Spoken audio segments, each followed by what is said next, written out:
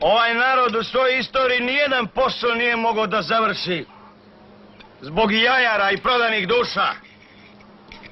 Nismo nijednom pobedili, a da pre toga nismo debelo izdali. Sami sebe, naravno.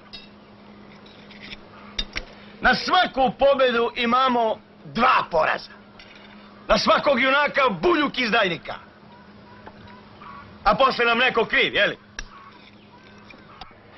A za malo vlasti i za malo čara spremni smo da izdamo sve.